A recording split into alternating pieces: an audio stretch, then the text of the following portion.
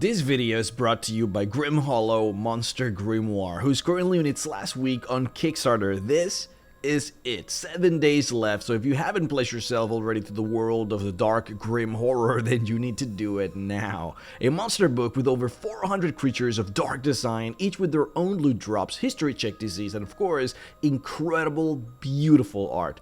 For the right pledge, they got card boxes for you, miniatures, trinkets, and even a bunch of maps. Look at these enormous miniatures. They are beautiful. They are bringing me over as a guest designer, so even I am making some monsters for them. We even had a whole stream where you guys helped me create some great ideas for them. Do not miss out. Go and check out the Kickstarter link in the description below or in the comment section. 7 days left, folks. Go get it. Dungeons & Dragons has always been the archetypal RPG. At least when I think about an RPG, I typically think of Dungeons & Dragons. But what's interesting about RPGs is that, at least to me, what makes an RPG, a lot of it has to do with progression. Is the idea of you maybe beginning here and then ending there. Is the idea of leveling up, of improving your stats over time. Maybe the acquisition of abilities. So you start with a few abilities, but then as you progress through the advancement of the game, you get more and more abilities that perhaps are more intricate or maybe even harder to understand sort of as you progress, so that you're learning your character as you go. But a big part of it, at least for me when I play video games or I guess tabletop games, a big part of the RPG has always also been the items, specifically weapons and armor. And that's always been one of the weaker parts of Dungeons & Dragons, even though to me it's one of the strongest, like more important parts of what makes an RPG an RPG. In Dungeons & Dragons, when you think about advancing in equipment, typically that means magical items. But a big problem with magical items is that the player can't quite prepare itself or look forward to a very specific item. Typically, you rely on the dungeon master to basically give you an item. You either have to literally tell your dungeon master, hey, I want this item, or you have to effectively just wait for the dungeon master to just roll on tables for the item to kind of appear. And then, even then, you have to like go on an adventure, proceed through the story in order to get that item. You can't just simply save your money and have this one item that you know that you can buy and then buy it. The only one time I believe where you can do that is really the plate armor for the heavy armor users. Plate armor, of course, costs 1,500 gold pieces. And from the very beginning of the game, you know that that's a goal that you have. You can sort of save up for that item, and it feels good. I'm not gonna lie, whenever I'm a heavy armor user, it always feels good to know that I have that item that I can save for and finally get after maybe, you know, a couple of levels of dungeoneering before I can finally have the money to purchase it. But that's it. As far as items, that is really as far as you can go. It is kind of sad that when it comes to weapons, there is never any saving that happens. There is never any kind of looking forward to a specific mundane weapon that maybe you couldn't get at the beginning that you can get later because you accrued either some amount of experience or practice or money. Imagine being a rogue. A rogue starts with, I believe it's like a leather armor at level 1. That's just what they start with. For you to literally finish off your entire equipment itemization, this is like your gear. For you to be completely done with your armor, all you have to do is spend, what is it? I have it here, at 45 gold pieces, and then you get the studded leather, and that's it.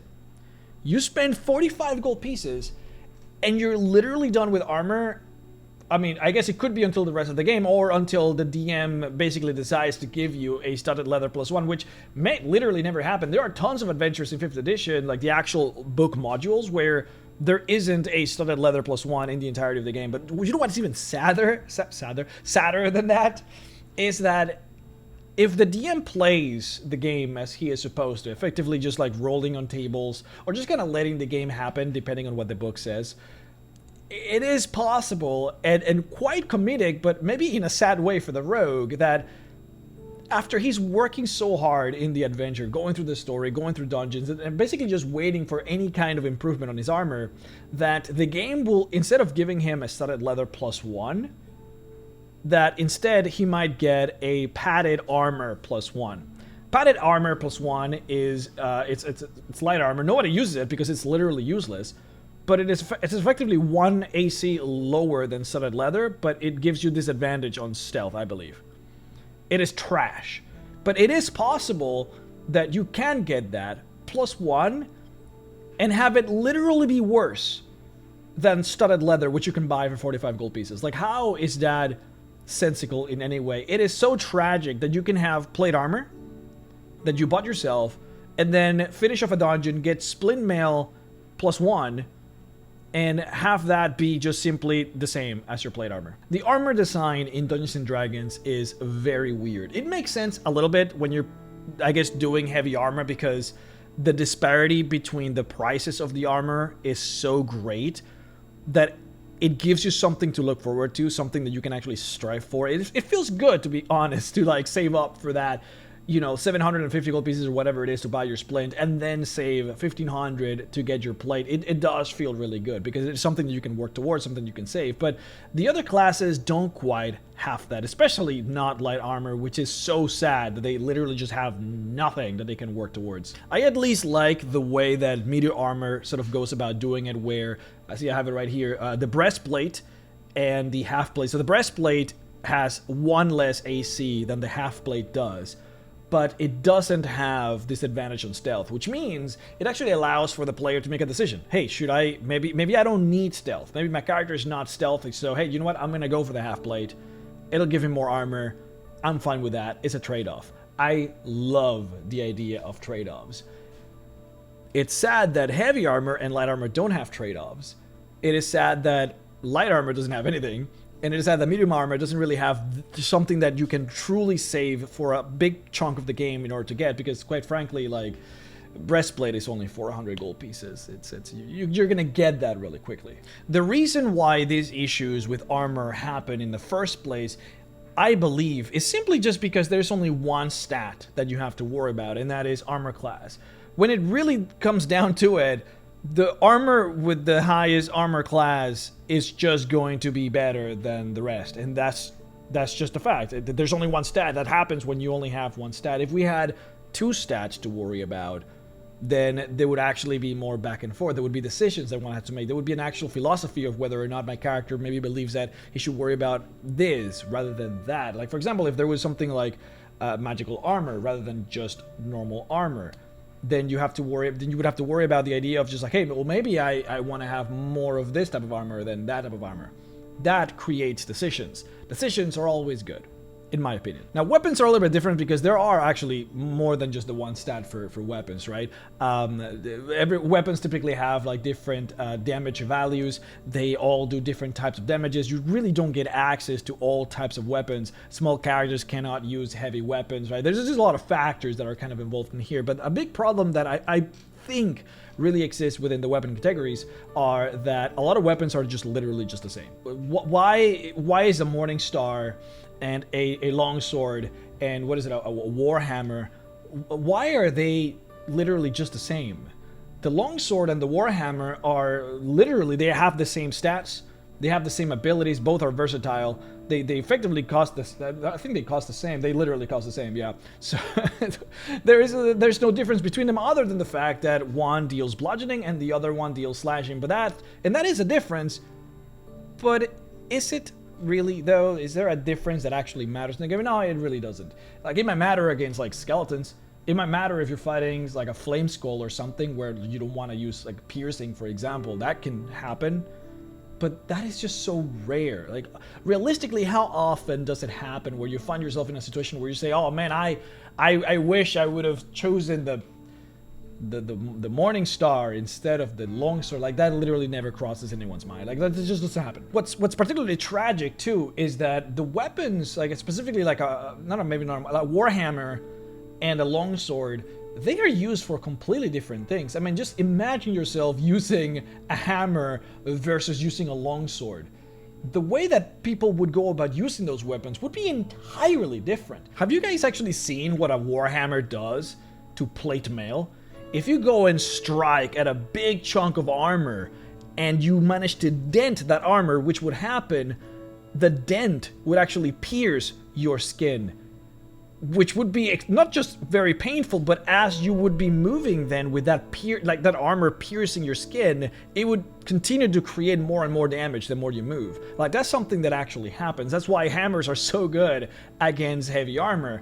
Why not just put that into the game? What about making the whip feel like a real whip? What if maybe the whip deals more damage if you are at the perfect distance from the target, because that's how whips are supposed to be. If you strike with a whip and you're too close, you don't quite get the right slashing impact. If you do it too far, well, obviously you literally don't reach, but if you're in that precise exact same spot, what if you just what if you crit on a 9 or an 18, a 19 and a 20 if you happen to be within that precise sweet spot? Or what if you just simply just do more damage? What if the damage die of the weapon actually changes if you are within that distance?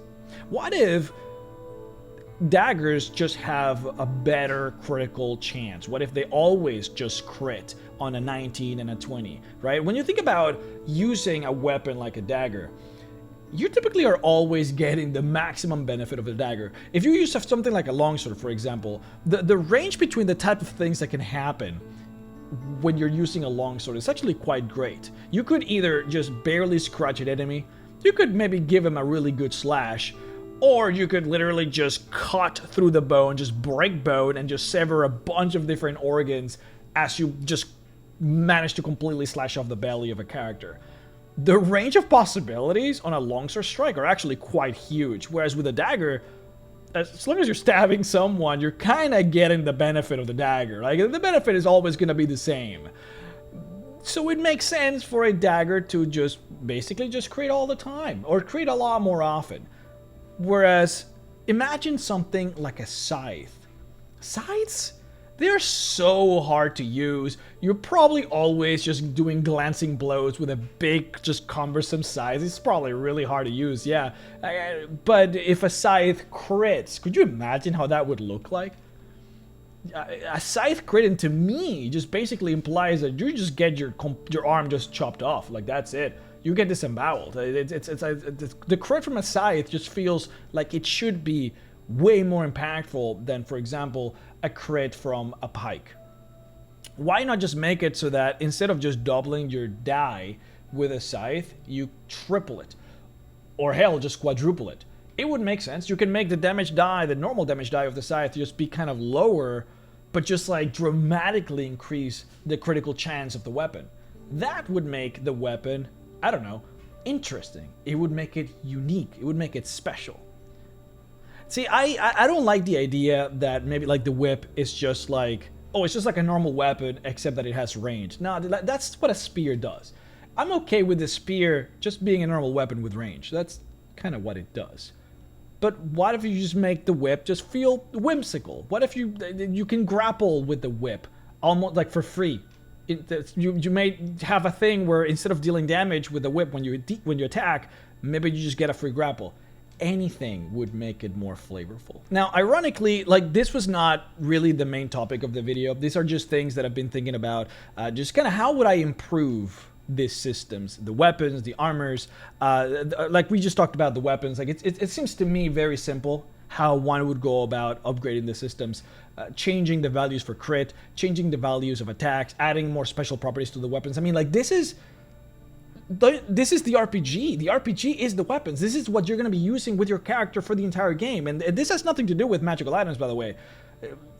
If you change the way a maze works, you can make it, for example, you can simply have it just deal, you can say that bludgeoning damage, or maces in particular, deal more damage to heavy armor users. Or you can make it so that spears in particular maybe penetrate like shields, or so, I don't know, like maybe flails, like I think is a good example. You can make it so that flails just are not affected by shield.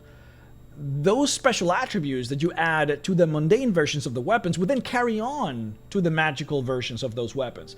So your flail of destruction that you took from the Demon Lord Jinogu would already also have those special benefits that you have added to the mundane weapons. So like, this has nothing to do with because a lot of people, when they say like, oh, you know, like the magical, the items, the equipment in the game are very basic, but that's what magical items are there for. Not like, the idea would be that you would enhance the way the mundane weapons work so that the entire game then becomes enhanced.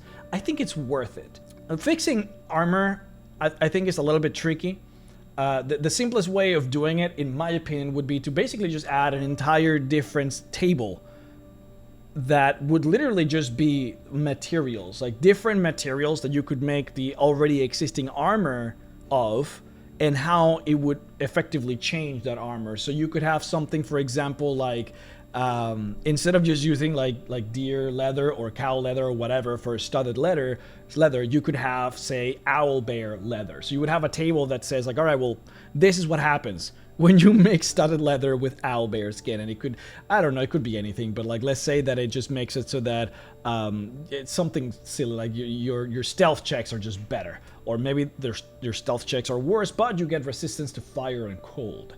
Something like that, right? Like, it doesn't have to be a big deal, but as long as there is maybe like 5 or 7 different variations of leather that you could pick from, and have all of those variations, maybe like, obviously it would cost a lot more money.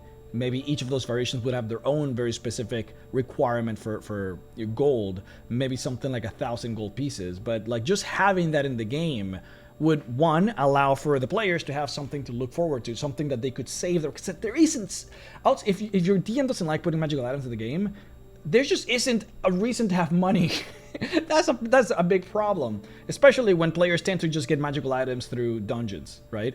A lot of campaigns, like, I guess Curse of Strahd, campaigns like those that are meant to not have like big magical shops, like there isn't a reason to have gold in those adventures. And that's why something like this would be really good. So if you have these 7 options, each of which cost maybe like 1,000 or 2,000 gold pieces, it would, one, give players a reason to use their money and something to save and look forward to, but also choice. Choice is so important when you're customizing your character, because you want your character to be your character. You don't want your rogue with studded leather to just be the same as that other rogue with studded leather. So if you can at least configure your character in some way, that would be great.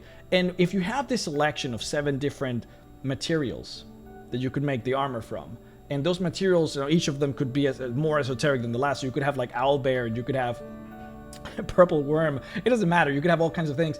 I love the idea that you can make decisions on what type of armor you're gonna make for this one character, depending on perhaps the adventure. So if you're going, for example, if you're playing Ghosts of Saltmarsh, you're doing this whole nautical adventure, you know that you're going to be going underwater. Maybe you want to go into this, you want to build your leather armor. I'm speaking too fast. Maybe you want to build your studded leather with Sahagin leather, because maybe Sahagin leather just makes it so that you can swim faster, or maybe it allows you to always get advantage with your trident attacks. Who knows? It could be, you could make it for whatever. But the idea is that you could make a decision, and that seems really cool to me. Now, that would be the easy way of basically solving that armor problem, but I have been thinking, and the reason why I made this video is because, well, I guess 2 parters. One is because there is this crazy homebrew that I've been thinking about that I wanted to kind of pass by you guys just to see what you guys would think about this. But also, 2, I've been thinking about making possibly some homebrew content that I could then put on something like Drive-Through RPG, or I guess it would have to be DM's Guild. So I just want to kind of just do like a little back and forth with you guys about some of these ideas and what kind of concepts you guys would think would be really cool that I could create for you guys. But the bigger reason for this video was because I do have this one actually crazy idea that I don't know if I would ever make something out of this, but I wanted to test it with my players in an upcoming adventure. And it is kind of out there, but it would effectively make armor a lot more interesting, yet kind of maybe perhaps a little bit more complicated. Because the thing is, Dungeons and Dragons is great for many reasons, of course, but one of those reasons is because it is simple. When you're sort of enhancing the game with all these suggestions that I just offered, you always want to make sure that you're not overcomplicating the game. The reason Dungeons and Dragons is so popular, the reason why people love it, is because it is very simple to understand. And I have played with a lot of new players, and dude, it is so simple to just teach D&D to a new player, 5th edition, that is. That it's lovely. It's so good. People just get so into it so quickly. And I have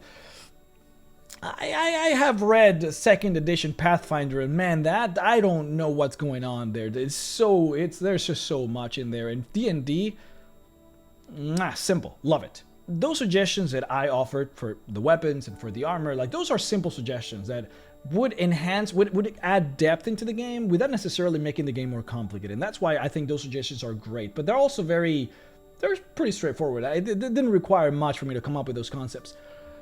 But I thought, what if I just want more? And I kind of do. I want, I think, armor to be a little bit more complicated. Maybe complicated is a weird word to say. I think there's a negative connotation to it. I just want a lot more depth to armor. I want another stat for armor. I don't want armor to just be about armor class. I think that it would be even more interesting if there was at least another stat that you could kind of just kind of work with here.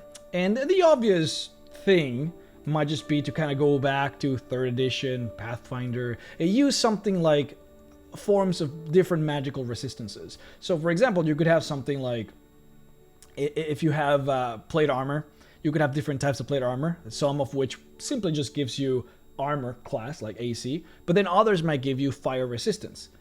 Something as simple as just like 10 points of fire resistance. This is something that we used to use back in 3rd edition Pathfinder, where if you were to take, for example, 20 points of damage and your armor had 10 fire resistance, you would simply subtract 10 from the damage you took. I think that concept is cool, but I wanted to modify it into something that we actually haven't seen before, something that we haven't done before, at least not to the degree that I would want to do it, and that is literal damage reduction for just normal attacks. Now, there is already a feat in the game that does this. I don't remember the names, like armor something. Basically what it does is, if you have heavy armor, then you can pick the feat, and it makes it so that any physical damage that you take, you basically get to subtract 3 points of that damage. So if you take 5 damage, you subtract 3, and then you only take 2. That's the idea. I wanted to incorporate that into armor directly. And the way that I went about, because I thought about this a long time, and I haven't actually practiced it. I'm going to real soon. That's why I just wanted to kind of bring this up to you guys to see what you guys thought. But the idea would be to effectively grab any armor's AC and then subtract 10 and have that number that's left being actual straight up damage reduction. But that damage reduction would only apply to hits that hit the armor. So for example, let's say that you have absolutely no armor. You're just a guy without a shirt. If someone were to attack you for a 5 to hit, that would obviously miss, right? Your unarmored AC is 10 plus your dexterity modifier. So if you have a character with 12 dexterity, that would be a +1 to dexterity, you would have 11 AC. A 5 would miss you. What that would mean is that you effectively dodged the attack. It's not like you tanked the attack. It's not like you blocked the attack. You dodged it. It didn't hit you. But now let's say that we give that character plate armor and a shield. So now he has 20 AC. If I were to hit him for a 15 to hit, no, let's say that I hit him for a 5 to hit, that would still miss. It's not like the armor did anything to stop that attack. You would have dodged that attack even if you didn't have the armor. So it just missed you. You just dodged it. It was really easy to dodge. But then if the enemy hits you for a 15 to hit, you would block it. It wouldn't hit you. But the reason why it didn't hit you is because of the armor. If you didn't have the armor, that would have hit you. Hence, the idea is that it hit your armor. So in those circumstances where the attack hits your armor damage reduction would basically start actually working. Now, because you have plate armor and a shield, that would mean that your AC is 20. You will subtract 10. 10 would be your leftover damage reduction. So if the attack would have been, let's say that it is a dragon and it just claws you, and it rolls damage is 12 points of damage, you would subtract 10 from the 12, and you would take basically the 2 residual damage.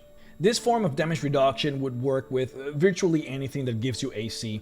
So if you, for example, are a wizard and let's say that the dragon, the same dragon, right, would go and hit you for a 15 to hit. And, your mage armor is active, you have 16 AC, it'll miss you, or it'll hit your mage armor, that is. You might want to just cast shield anyways to get your AC all the way up to 21 so that your damage reduction would be 11, and then presumably you would basically effectively reduce more damage than you otherwise would have with just your mage armor. This would apply with, again, really anything that would effectively give you AC. The only sort of exception that would apply with this particular concept would be AC that you get through dexterity. Effectively anything that would apply for a person without armors. If you're a rogue, for example, and you have your studded leather and you have a +5 to your dexterity, I believe your AC would be 17. If the dragon hits you for a 15 to hit, it would miss you. It wouldn't hit the armor, because even if you didn't have the armor, you would have dodged it, basically. So classes that naturally tend to have less armor because they are more dexterity based, they would still be generally fine unless the attack does hit the armor, at which point, you know, they're probably going to have less damage reduction than a full-blown tank with full heavy armor and a shield, which of course makes a lot of sense. Now, this would create a few things. Of course, everyone can already tell that this is effectively a buff to damage or a nerf to survivability. People are going to be taking damage that they otherwise would not be taking, which means people are going to be losing more health than they normally would. If you kind of like see the math and understand it, it seems to me, and again, I haven't tested it, but it seems very clear to me that there's not going to be too much of a difference in the early stages of the game. Typically, if you have like starting armor, typically you're not going to be taking a lot of bleeding damage that's going to bleed over from your damage reduction. Typically monsters deal 4, 5, maybe 6 at most points of damage on a strike, and typically you're going to have enough AC to be able to cover those attacks just with your damage reduction. So generally speaking, not much is going to change in the early game unless you're fighting like a bugbear at level 1 or level 2. Like those bugbears, they can deal like 14 points of damage, which is insane. You shouldn't be fighting a bugbear early game anyways, because they can already just one-shot you the way they are. So like, they're obviously like outliers when you think about this. But what I like about the system is that when you do take some of that bleed off damage, it does make the damage, even if you do end up just taking more damage overall, the damage just feels less like all or nothing. It's not going to be like you either take 0 or take 10 damage. Instead, it's just going to be you take 1 damage here, 2 damage there, then maybe you take the 4, but then you take another 1. It feels a lot more smooth, which I definitely like. But the big reason, one of the biggest reasons actually why I thought about this concept was because one of the things that infuriated me the most, I guess it's 2 things. One is when you have, there are monsters later on in the game that have just 1 or 2 attacks. And these attacks are meant to be like really hard hitting. That single attacks that might deal 30 to 35 points of damage. But if you basically manage to dodge that attack, that monster is useless for the rest of the round. There are a fair amount of monsters that are like that. It always felt very weird to have an enormous purple worm just come down into one of the players and have that player just like, oh, like I'll just block it with my shield, and then just block it. This titanic, purple, enormous, colossal monster just comes down with it. Literally could just take your character. Like, its mouth is like 3 times the size of your character or something. Like, he could just grab, but he just misses you. You just block it with your shield. Like, you're not dodging. You're clearly not dodging. You're blocking it with your like heavy armor. You imagine this like bulky character just tanking. It just always felt really weird. So it would make a lot more sense if maybe it does hit you. You do manage to block it with your shield, with your armor, and then the value of your armor suddenly starts mattering. Oh, like, I actually want to get my armor +1. I want to have a shield. Like, these things start gathering more and more value, because when that purple worm comes down and, like, hits your armor for 30 points of damage, having 12 damage resistance, like, that actually starts looking pretty good. Instead of taking 30 damage, you take 15. And 15 damage is really not a lot of damage when you're considering that you're probably fighting the purple worm at, like, level 10. You know, you're going to have, like, 70 points of HP. 15 feels actually pretty good. Like, I would rather have my players be always taking a little bit of bleeding damage instead of just taking none or just taking a bunch. So anything that takes us sort of closer to that, in my opinion, tends to be a little bit better.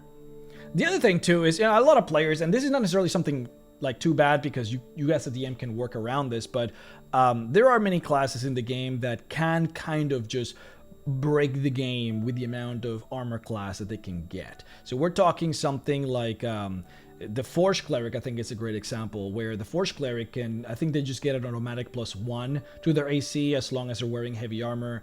They might be able to like bless their armor as well to get like another, like I think they can just enchant their weapons to get a +1 on top of that. And they can of course wear heavy armor, so these guys can just get like 22 AC without a problem. Everyone knows about the Eldritch Knights. They can wear shields, heavy armor, and then they can cast a shield spell. Really any class that can cast a shield spell that can also get access to heavy armors.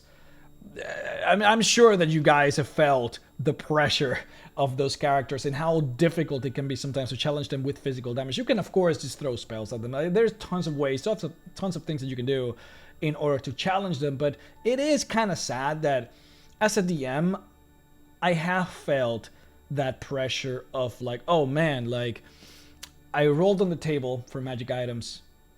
It rolled for a plate armor +2, but I just don't want to give them the plate armor +2 because I know what's going to happen. I'm going to go out and I'm going to send them my monster and they're all just going to miss. The monsters are just not going to be able to hit the characters. It's sad because I want to feel good about my players increasing their AC. Like, of course, that's, again, we go back to what it means to play in an RPG. I want to feel good about my players improving their armor, but realistically, the balance of the game is not really that well designed for players to just keep on upgrading their armor. It just isn't. I think that is a shame. But I think with this new system, it could actually be a really good thing. I want my players to get a plate armor +2. It feels really good. I will hit armor, and I might still deal a little bit more damage to them, but like they'll feel good about the fact that they can reduce more damage. I will feel good because I can use my monsters that only have the one attack that deals a lot of singular damage, and I don't have to feel bad about giving them those items. Now, of course, again, system untested. I haven't actually tried it out.